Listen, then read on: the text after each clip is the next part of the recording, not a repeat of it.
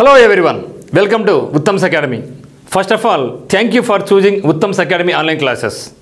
మరి మీరందరూ కూడా ఇంగ్లీష్ నందు మంచి పట్టు సాధించాలని ఉత్తమ్స్ అకాడమీ బలంగా కోరుకుంటా ఉంది. ఎందుకంటే చాలామందికి ఇంగ్లీష్ అంటే భయం, అందులో వొకాబులరీ అంటే ఇంకా భయం. ఓ అమ్మ ఇంకేముందో దాంట్లో, ఏమో ఎన్ని పదాలు నేర్చుకోవాలా అని. కానీ ఉత్తమ్స్ అకాడమీ ఆన్లైన్ క్లాస్ మీరు చూసిన తర్వాత ఇంగ్లీష్ అంటే ఇంత ఈజీనా అని ఫీల్ అవుతారు. ఊరికి కొనటానికి సరిపోదు మిత్రమా, మన చెప్పిన ప్రతి క్లాస్ మీరు వినాలి, వారు రివిజన్ చేయాలి, డిస్కస్ చేయాలి, వీలైతే రాయాలి, వాటిని అప్లికబుల్ చేయాలి. అప్పుడే మంచి రిజల్ట్ వస్తుంది. మరి మీరందరూ కూడా ఉత్తమ్ సార్ మాటలు మీరు గౌరవిస్తారని, మీరు బాగా నేర్చుకుంటారని ఆశిస్తూ మరి ఇక వీడియోకి ముందుకెళ్దాం. నెక్స్ట్ ఎమిగ్రెంట్, దాంట్లో ప్రశ్న ఇమిగ్రెంట్ రావాలి, గుర్తు రావాలి. Wrath, bohemian, solecism, then cocktail. చూస్తే ఇక్కడ ఎమిగ్రెంట్ ఇమిగ్రెంట్ రెండు మిత్రం మనకు. ఇమిగ్రెంట్ అండ్ ఇమిగ్రెంట్ మరి ఎట్లా గుర్తుపెట్టుకోవాలంటే, ఎమిగ్రెంట్ అంటే ఎండ్, పోయేవాడు, వెళ్ళిపోయేవాడిని మనం ఎమిగ్రెంట్ అంటాం. వచ్చేవాడిని ఇమిగ్రెంట్ అంటాం. అంటే మన దేశంలో పుట్టి పెరిగి వేరే దేశంలో పోతే that is called emigrant. End పోతాడు వాడు. వచ్చేవాడు వేరే దేశం నుంచి మన దేశానికి వస్తే ఇమిగ్రెంట్.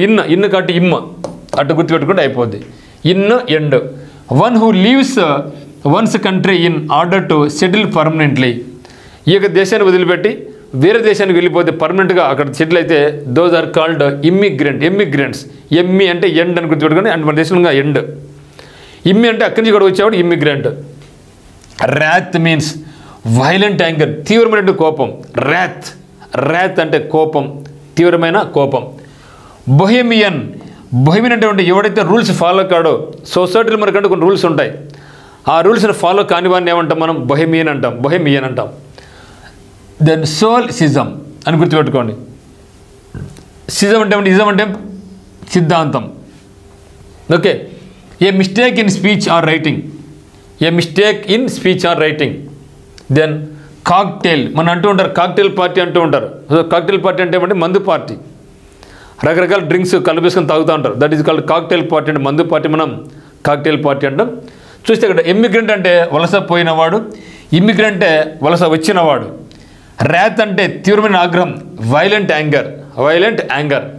దెన్ బొహెమియన్ అంటే ఏమంటే తన మతాన్ని ఇష్టపడని వాడు, సమాజం యొక్క సంప్రదాయ పాటించని వాడిని మనం బొహెమియన్ అంటాం. దెన్ సొలెసిజం అంటే ఒంటరివాదం, ప్రసంగంలో చిన్న పొరపాటు లేదా వాక్యంలో పదాల అసంకల్పిత కలయికను మనం సొలెసిజం అంటాం. దెన్ కాక్టైల్ అంటే ఏమంటే ఒకటి లేదా ఎక్కువ ఆల్కహాల్స్ కలిపిన పానీయం, మందు party. Okay. A drink usually made from A mixture of 1 or more alcoholic drinks. మందు పార్టీ. సింపుల్గా మనం కాక్టైల్ పార్టీ అంటే మందు పార్టీ అంటాం. చూస్తే ఇక్కడ defame, salvage, destitute, questionnaire, effeminate. Once again మిత్రం మీరు పలకండి ఒకసారి. Defame, salvage, destitute, questionnaire, effeminate. చూస్తే ఇక్కడ ఫేమ్ అంటే మీకు కీర్తి ప్రతిష్టలు. డి అంటే నెగటివ్, అంటే కీర్తి ప్రతిష్టలు లేనటువంటి అని అర్థం. కాబట్టి టు ఇంజ్యూర్ వన్స్ రెప్యుటేషన్, ఒకరికి రెప్యుటేషన్ ఇంజ్యూర్ చేయడం, భంగం కలిగించడం, నష్టం కలిగించడం. సాల్వేజ్ అంటే టు సేవ్ ఫ్రమ్ లాస్, నష్టం నుంచి కాపాడడం. ఆర్ డిస్ట్రక్షన్ ఇన్ ఫైర్, ఒక అగ్ని ప్రమాదం జరిగినప్పుడు అక్కడి నుంచి మనం కాపాడితే దాన్ని ఏమంటాం? సాల్వేజ్ అంటాం. Okay. To save from loss or destruction in a fire. Destitute అంటే పేదవాళ్ళు అని అర్థం. కావాల్సిన వాళ్ళు, డబ్బులు కావాలనే వాళ్ళు పేదరు. డెస్టిట్యూట్స్ అంటే ఎవరండి? The state of being miserable, bereft of all positions. అన్ని రంగాల్లో కూడా వీళ్ళు చాలా మిజరబుల్గా ఉంటారు, అంటే వాళ్ళకు చాలా నిర్భేదగా ఉంటారు అని అర్థం. క్వశ్చనైర్ అంటే ఏమంటే క్వశ్చన్, ఇక్కడ మనకు క్వశ్చన్ అంటే ప్రశ్నావళి, ప్రశ్నలు తీసుకోవడం.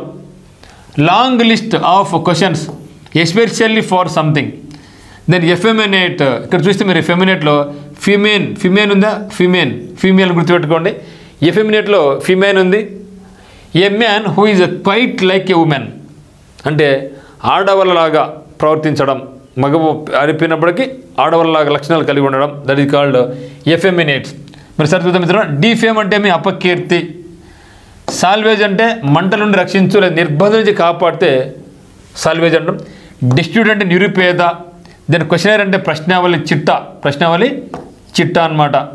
దెన్ ఎఫెమినేట్ అంటే ఆడంగి, మన తెలుగు భాష స్వచ్ఛ భాష ఆడంగి నాయలు అంటూ ఉంటాం. సో ఒకటి a man who is quite like a woman is called effeminate. చాలా ఇంపార్టెంట్ వర్డ్ అంది ఎఫెమినేట్స్. ఇక్కడ మీరు గుర్తుంచుకోవాల్సింది ఏమంటే ఎఫెమినేట్లు అట్టు గుర్తుంటే ఫీమేల్ గుర్తుపెట్టుకోండి, ఫీమేల్ గుర్తుపెట్టుకోండి. దెన్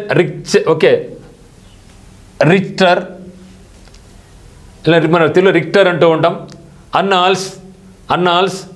దెన్ రోస్ట్రమ్, ఏమండి రోస్ట్రమ్. క్రిప్టోగ్రామ్, కాకోగ్రఫీ. చూస్తే ఇక్కడ రిక్టర్ స్కేల్ అంటూ ఉంటాం.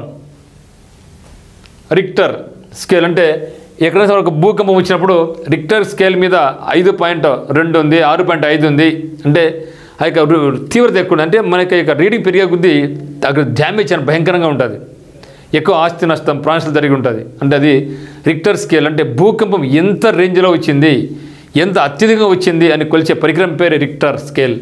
రిక్టర్ అంటే ఏమంటే scale used for measuring the strength of an earthquake. అంటే ఈ ఎర్త్క్వేక్ అనేది ఎంత భారీగా వచ్చింది, స్వల్పంగా వచ్చిందా, అధికంగా వచ్చిందా అని కొలిచే పరికరం పేరే రిక్టర్. అన్నాల్స్ అంటే హిస్టారికల్ రికార్డ్స్,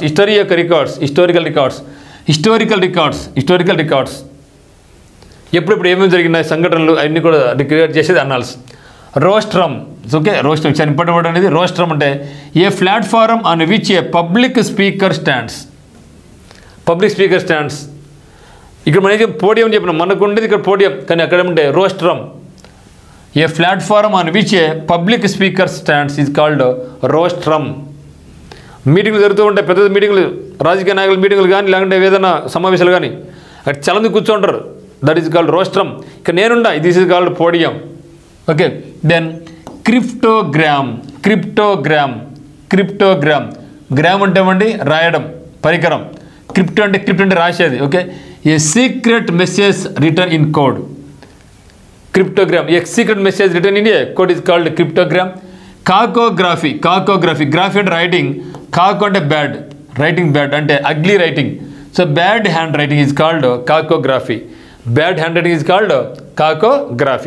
చూస్తే ఇక్కడ రిక్టర్ అంటే ఏమంటే రిక్టర్ స్కేలు, భూకంపాల శక్తిని కొలిచే పరికరం పేరు రిక్టర్. అన్నాల్స్ అంటే ఏమండి వార్షికోత్సవాలు లేక వార్షిక ఘటనలను మనం ఏమంటామంటే అన్నాల్స్ అంటాం. రోస్ట్రమ్ అంటే రంగస్థలం లేదా వేదిక. దెన్ క్రిప్టోగ్రామ్ అంటే గూఢలిపి, సీక్రెట్. కాకోగ్రఫీ అంటే ఏమంటే పిచ్చి గీతలు, అర్థం కాని చేతిరాత is called cacography. Okay. Richter scale, annals అంటే హిస్టరీ రికార్డ్స్, రోస్ట్రమ్ అంటే ప్లాట్ఫామ్ అని which public speakers are stand, cryptograph అంటే సీక్రెట్ రైటింగ్, కాకోగ్రఫీ అంటే బ్యాడ్ హ్యాండ్ రైటింగ్.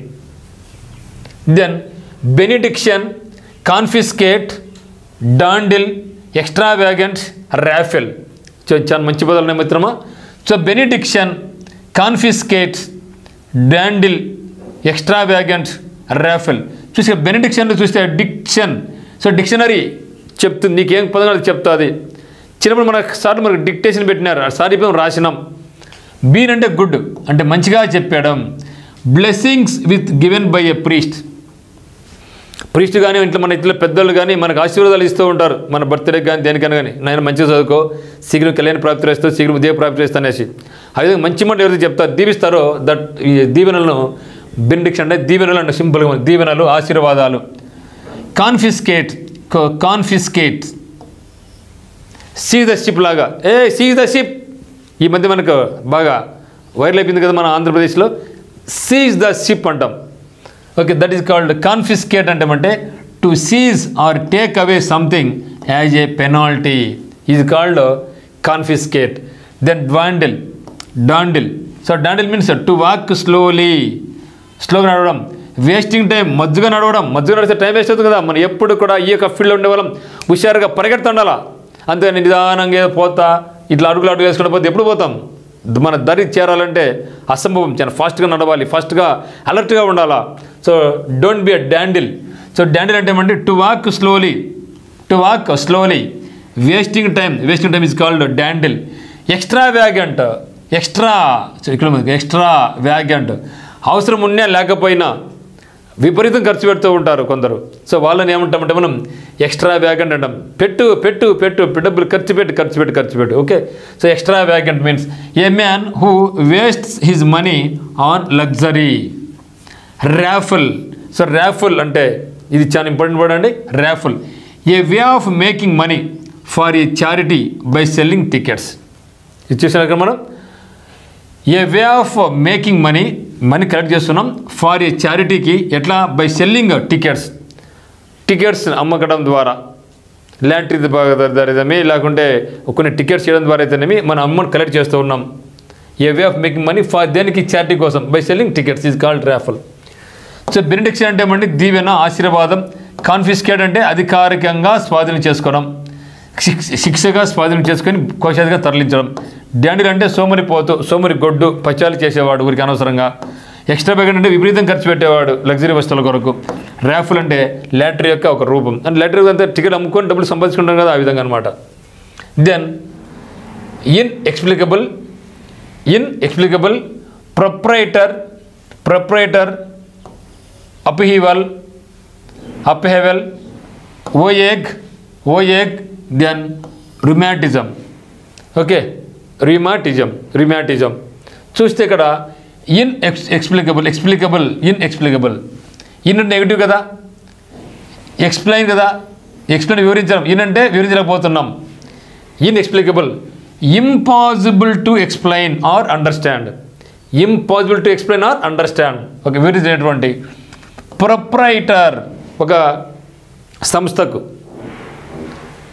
సంస్థకు ఒక కంపెనీకి హెడ్గా ఉండేవాళ్ళు ఏమన్నా ప్రొప్రైటర్.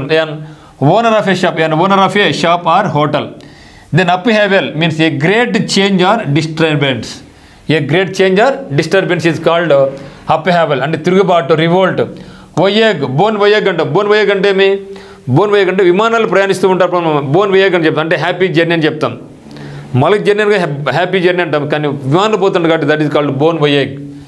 ఓకే, ఇక్కడ వొయేగ్ అంటే usually long journey especially by సీలో ప్రయాణిస్తే వొయేగ్ అంటాం. ఇలాంటి బోన్ వొయేగ్ అంటే హ్యాపీ జర్నీ చెప్పడం ఫ్లైట్లలో. సో రిమాటిజం ఒక జబ్బు అనమాట, కీళ్ళ నొప్పి ఇలాంటి కీళ్ళవాతాన్ని మనం రిమాటిజం అంటాం. A disease which causes stiffness and pain in one's joints. అంటే కీళ్ళ నొప్పి. మరి ఇన్ని ఎక్స్ప్లికబుల్ అంటే ఏమంటే నాట్ ఎక్స్ప్లెయినబుల్ అంటే వివరించలేనటువంటి. ప్రొప్రైటర్ అంటే యజమాని. ఓకే, అప్హీవల్ అంటే తిరుగుబాటు, రివోల్ట్. వొయేగ్ అంటే సముద్రయానం. ద రిమాటిజం అంటే కీళ్ళ నొప్పి లేదా కీళ్ళవాతం. సో దర్శనాలు మిత్రమా, ఈ యొక్క 200 పదాలు మీరు బాగా కమాండింగ్ పెట్టుకోండి, బాగా నేర్చుకోండి. ఇవి అన్నీ కూడా గతంలో ఎస్ఎస్సిలో కానీ అదర్ ఎగ్జామినేషన్స్లో కానీ ఈ యొక్క పదాలను కూడా చాలాసార్లు రిపీట్ చెప్పేటువంటి పదాలు అనమాట. కొన్ని పదాలు డిఫికల్ట్గా ఉన్నప్పటికీ మనకు నేర్చుకోక తప్పదు. బాగా నేర్చుకోండి, 2-3 సార్లు ఆలోచించండి, రాయండి, పలకండి, డిస్కస్ చేయండి. దీని మీద ఎగ్జామ్స్ రాయండి. ఎందుకంటే మనకి యాప్ నందు అన్ని రకాల ఎగ్జామ్స్ ఉన్నాయి, నెంబర్ ఆఫ్ ఎగ్జామ్స్ ఉన్నాయి. వీటి మీద ప్రతి ఎగ్జామ్ రాయండి. టైం వేస్ట్ అనుకోవద్దండి. మీరు ఎప్పుడైతే టైం వేస్ట్ అనుకుంటారో మనం అనుకున్న లక్ష్యాన్ని మనం సాధించడం మనకి జీవితంలో. కాబట్టి టైం వేస్ట్ అనుకోకుండా మనకు జాబ్ రావాలి అనుకున్నా, లేకపోతే మనకి నాలెడ్జ్ ఇంప్రూవ్ చేసుకోవాలనుకుంటే మాత్రం డెఫినెట్గా ఇవన్నీ కూడా ఫాలో కండి. ఒక్కసారి మీరు నేర్చుకున్న తర్వాత ఎప్పుడు మర్చిపోలేరు. మీరు ఏ ఎగ్జామ్ రాసినా కూడా సక్సెస్ మందే అవుతుంది. So thank you for choosing Uttam's academy online classes.